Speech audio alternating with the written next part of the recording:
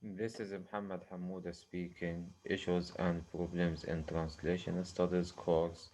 Actually, in this lecture, we are going to continue the general introduction about this course. Last lecture, we have talked about the definition of translation in general, and we see that the linguistic definition is limited. It is only sees a translation as a replacement of vocabulary from the source language into the target language, so it looks at the word level only as replacing vocabulary from one language into another, while Sinner sees a translation from a semiotic perspective or defining it as the interpretation of verbal signs from one language by means of verbal signs in another. He talks about verbal signs, thus, this he looks at translation from a semiotic angle. Uh, Thirdly, Vermeer sees a translation from the perspective of Scopus theory, which focuses mainly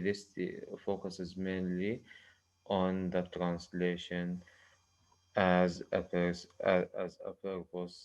purposive activity. I mean, when I want to translate a certain text, it has I need to fulfill a certain purpose. This is simply means the Scopus theory, or the main principle of the Scopus theory looks at translation as a purposeful activity. Vermeer defines translation as to produce a text in a target setting for a target purpose and a target addressee in a target circumstances. Look at the target purpose. The main aim of translation is to achieve a target purpose or a certain purpose. While Vermeer looks about translation from political angle, sees it as a rewriting process, as a process of domination, and ideology is implemented sometimes in our translation or in translated texts. Generally, finally, Razala is the most comprehensible definition because he sees a translation as a transference of meaning from the source language into the target language, and he sees it is not semantics. The meaning is not limited to vocabulary only, but it also, as we said, meaning it includes the components or the four components of language, such as syntax, vocabulary, style, and phonology. Okay, uh, and we discussed this picture actually. Now we talked about methods of translation, and we have dichotomous methods, two dichotomous main translation strategies. The first one is literal translation, and the opposite side is free translation. Uh, it is also called semantic translation versus communicative translation, or formal equivalence versus dynamic equivalence, non-idiomatic versus idiomatic, and so on. All these terms refer to only two uh, main strategies of translation. To look at literal translation, actually, it is divided into three sub-strategies or three procedures. I mean, the first one is word for word literal translation. It is only the replacement of vocabulary of the word by its corresponding word in the target text. So the same number of the same number of words in the source language is, or the number of words in the source language is the same as the number of words in the target language, or in the target text. I mean, for example, that a child is intelligent. Every word is translated in isolation, not as a phrase. For example, that back child طفل is يكون intelligent ذكي. ذاك الطفل يكون ذكيا. This is the translation of this sentence following word for word literal translation. Okay, actually, it is recommended to draw يكون to make the text more comprehensible and so on. The second one is one-to-one literal translation strategy. It means the replacement of word or of each word or phrase from the source text into its identical or near identical equivalent in the target text. And the difference between word for word and one for one translation, that one to one translation is wider than word for word. It focuses on the translation of words or phrases, while word for word translation only focuses on the translation of words in isolation. Okay, the drawbacks, and we talked about the drawbacks of this strategy, stating that it doesn't take into consideration the grammatical differences between the target language and the source language. No need to render, for example, it is not necessary to render verb to be into yakun. Simply they can be deleted, or verb to have, or verbs to have as yamlik. Simply they also can be deleted without affecting the meaning either positively or negatively. They do not affect the meaning at all. The deletion, when we delete verbs to be or verbs to have. Okay. The second one is that the existence of the same number of words in the target text. Thus, but some words do not have equivalent items. So how can we render these items? For example, as zaka in Arabic, it does not a fully comprehensible item in the target language, which reflects its meaning identically or near identically.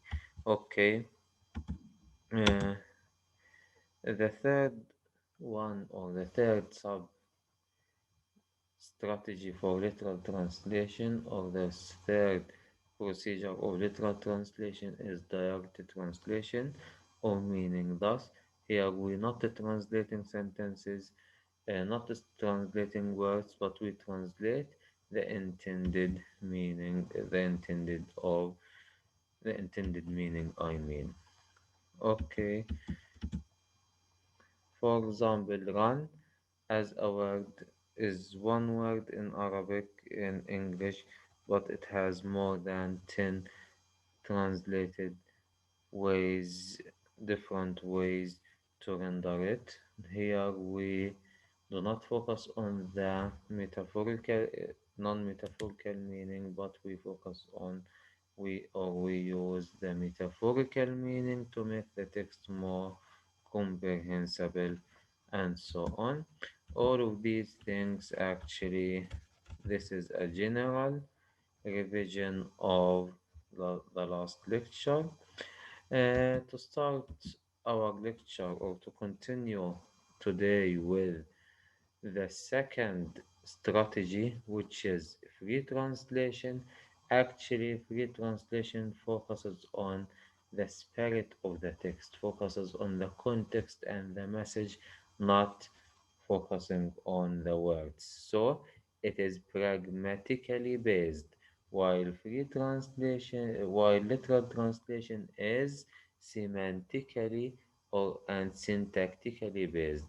What does it mean here?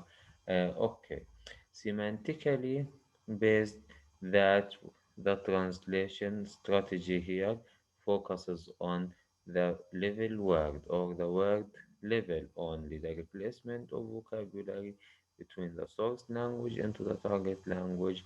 These the meaning of vocabulary. Okay, while free translation focuses on the context and the spirit of the meaning, not the spirit of the text and the message itself, the intended message. So we focus on the pragmatic, the actual use of language. We are translating not words but actual use of language or language use. We are going to see this type of translation or examples about this type of translation in next slide. Also, it means to translate freely without any constraints. Actually, constraints here means the constraints of meaning. What does it mean? I tell you. Some words do not have terms or equivalent terms in English. Some terms uh, do not have equivalent terms in the target language. Thus, we have a meaning constraint or meaning is obstacle in front of the translator here. Okay, the third one, the translator is uh, the translator is not constrained by the text type available.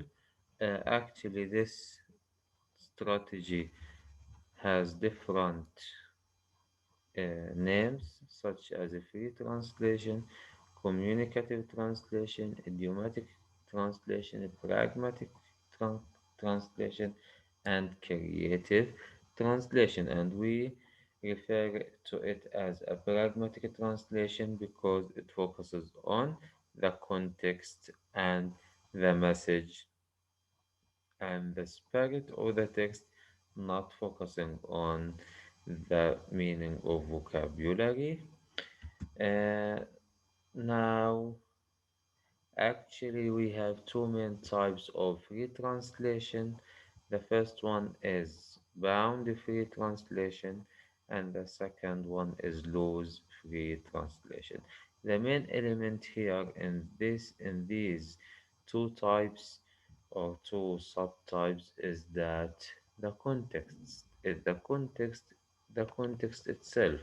For example, if we focus on directly, if focus on the context in a direct way or directly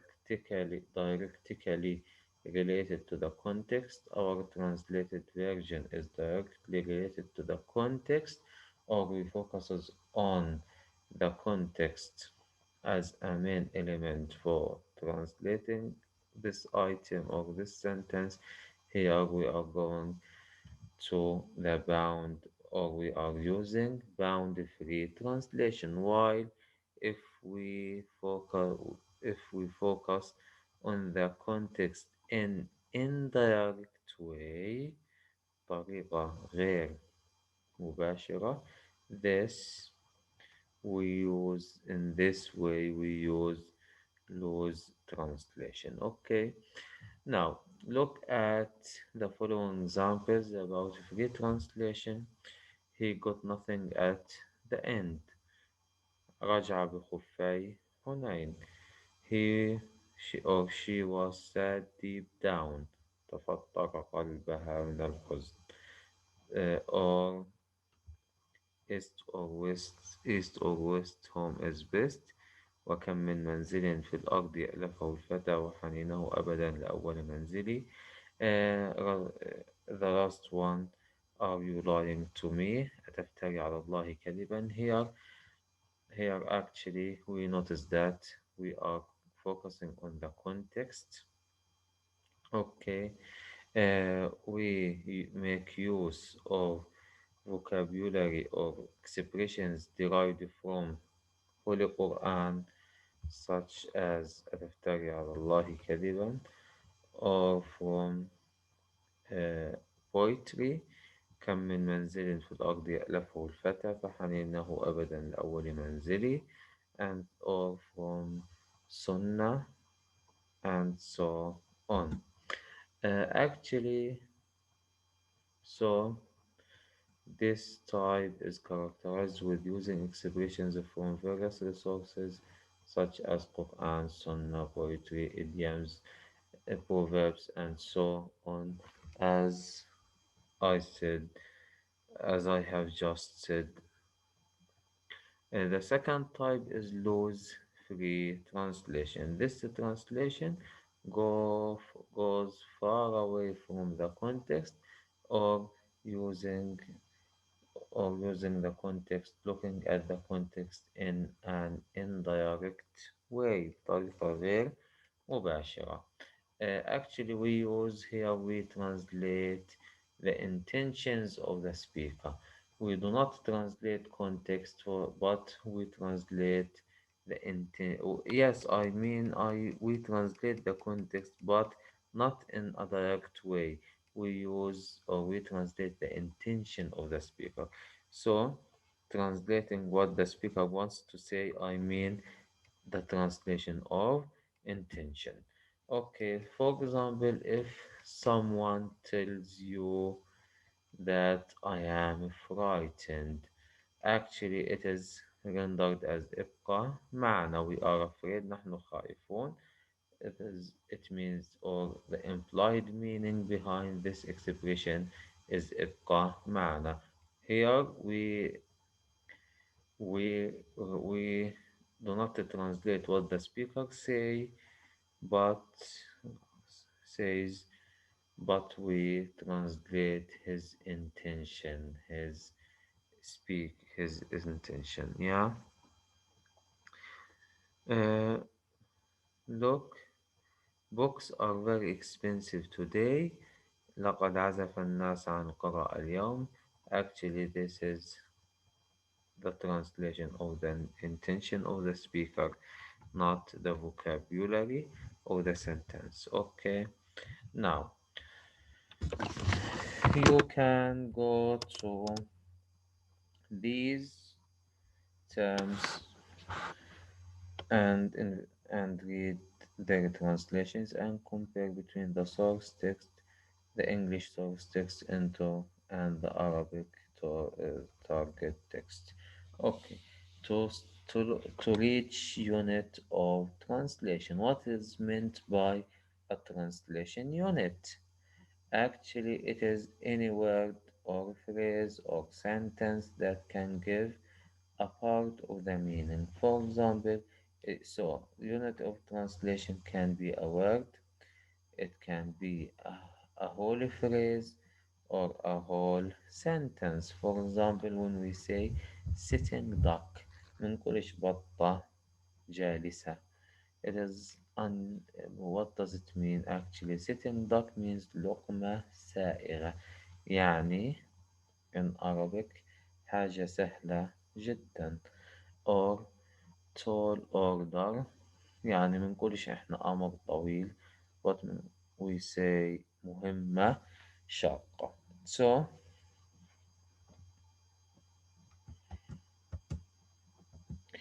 these this is the end of this translation. Now we are going to the book to investigate the following chapters. Stop sharing. Now a new sharing. Where is our book? Mm, this is our book. Okay, actually, we are going to highlight the many problems that we are going to study in the whole course or during our course, the entire course. Actually, translation problems, we are going to deal with problems at the grammatical level. I mean, at the syntactic level.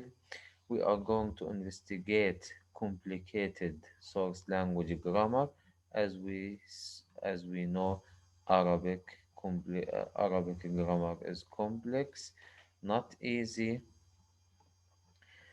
For example, look at this sentence. Of the three books you have recommended to me, I have chosen one, only one. Actually, if you look, we start the sentence with a preposition, and the main clause or the main idea is I have chosen only one. As we said, starting this sentence with a preposition and postponing the main clause or the main idea here makes the sentence complex. Now, either we here the problem is that can we keep the same degree of complicity, or we can rearrange the sentence and render it in an easier way.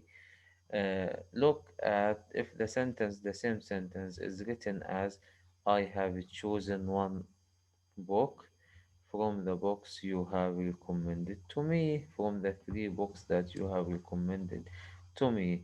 اخترت واحدة من الكتب الثلاثة التي نصحتني بها. It is easier structure. It follows the ordinary English structure. Thus, it makes the translation, the process of translation easier and more comprehensible. Uh, at the same time, the grammatical differences between English and Arabic, as we know, some tenses in English do not exist in Arabic at all. For example, present perfect continuous مش موجود باختصار في اللغة العربية. How can I deal with with a sentence which includes or which written by a present perfect continuous tense? Uh, Another syntactic problem is differences between the target language word order, different target language word order. Actually, Arabic has more than word order. For example, the sentence be can start with the subject, can start with the verb or even the object. For example, أكل محمد التفاحة. التفاحة أكل محمد. محمد أكل التفاحة. We have different structures regarding the word order in Arabic, while in English only we have one order structure, which is Muhammad eats the apple. Okay. Uh, Now, the second type of problem or the second level is the semantic level. Lexical or means the semantic level. Actually, in the semantic level, we are going to talk about synonymous, or I mean not synonymous, I mean similar words have the same or near meanings, similar meanings. Or actually, three. The third problem is polysemy and monosemy. Polysemy, one word which has more than one meaning, as the word run, as the example run, the word run in Arabic, or it is one word, has more than 10 meanings in Arabic. As here, where is the example? Here. Okay. This is the best example of polysemy. To run into means يصادف to run its course يأخذ مجراه to run in or to run on to run out every to run dry ينضب and so on. The word run has more than different meanings.